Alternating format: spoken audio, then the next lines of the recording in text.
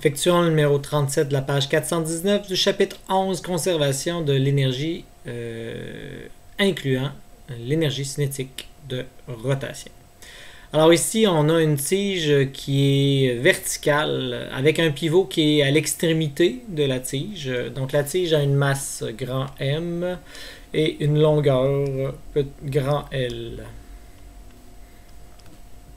Suite à un petit déséquilibre, cette règle va se mettre à pivoter librement et arriver à la position ici parfaitement horizontale. Alors la question se lit de cette façon: si une tige homogène de longueur L et de masse M pivote librement autour d'un axe horizontal, passant par une extrémité. Par la suite d'un léger déséquilibre, elle tombe à partir de sa position verticale.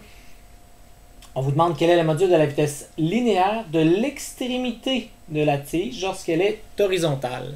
Donc, ce qu'on cherche à savoir, c'est la vitesse linéaire d'un atome qui est ici lorsqu'elle est parfaitement horizontale. Donc, quelle est cette vitesse-là ici, point d'interrogation, de cet atome? Bien, ce qu'on sait en tant que tel ici, c'est que la vitesse V, c'est égal à oméga fois R. En l'occurrence, puisque je suis à grand L, la vitesse, ça va être oméga fois grand L. Donc, si je pouvais trouver oméga, j'aurais donc ma solution. Ici, puisque l'accélération n'est pas constante, puisque tout ça, bien, il faudrait regarder le problème peut-être avec l'énergie. Ça va être plus facile. Donc, pour regarder l'énergie, on sait qu'on a le travail fait par les non conservatives est égal à la variation d'énergie potentielle plus la variation d'énergie cinétique. Bon, au niveau du travail fait par des non conservatives, il n'y en a pas. Donc ici, ça va être carrément 0. Il n'y a pas de frottement nulle part. Pour ce qui est du travail de la variation d'énergie potentielle, ça va être uniquement gravitationnel ici.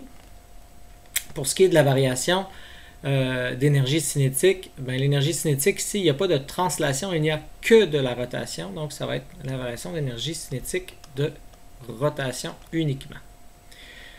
C'est là où ce qu'on a à se poser la question, oui, mais c'est quoi le potentiel ici? Donc, c'est mg delta y, mais c'est m, c'est toute la masse, dans le fond. Je ne vais pas prendre chacun des atomes de façon individuelle. Je pourrais regarder, bon, cet atome-là d'en haut, il a perdu tout ça d'auteur, mais lui, il a perdu juste ça d'auteur. Mais bref, qu'est-ce qu'on fait dans ce temps-là? Ben, on va regarder le centre de masse à la place. Puis on va regarder de quelle hauteur le centre de masse a-t-il descendu. Et je vois que le centre de masse a descendu d'une hauteur L sur 2. Donc ça va me permettre de savoir la perte d'énergie potentielle gravitationnelle.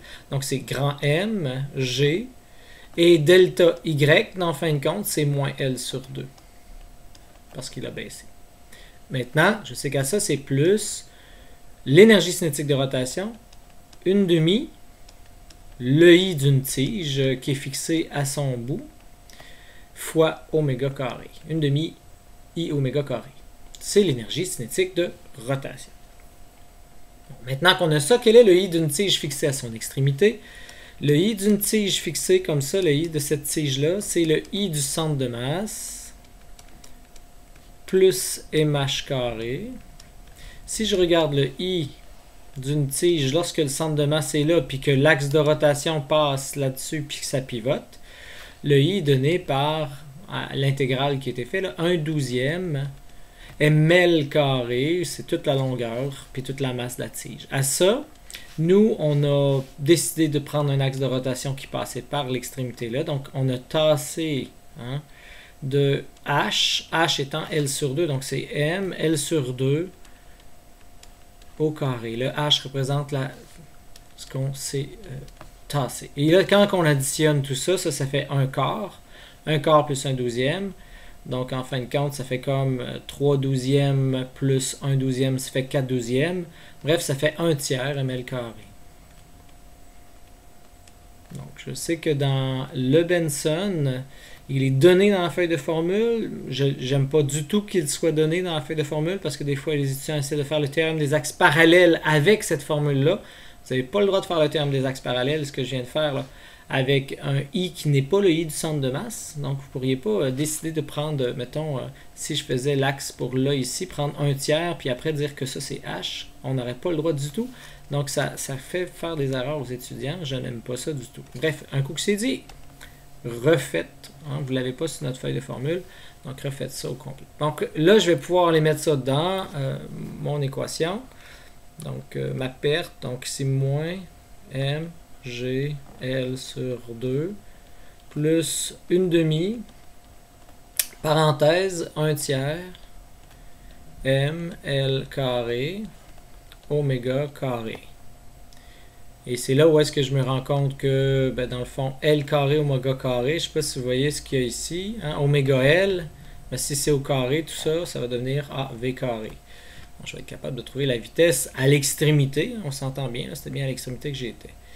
Maintenant que j'ai ça, je me rends compte aussi que je peux faire x2, ça s'élimine, x2, ça s'élimine, donc ça, je peux l'éliminer. Donc ça fait les M aussi, ça s'élimine.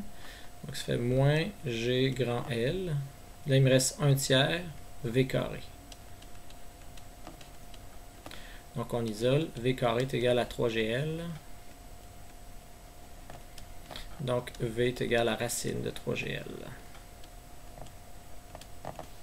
Donc, on a trouvé la vitesse à l'extrémité, dans le fond, de la tige ici, lorsqu'elle a descendu d'un quart de tour, comme ça.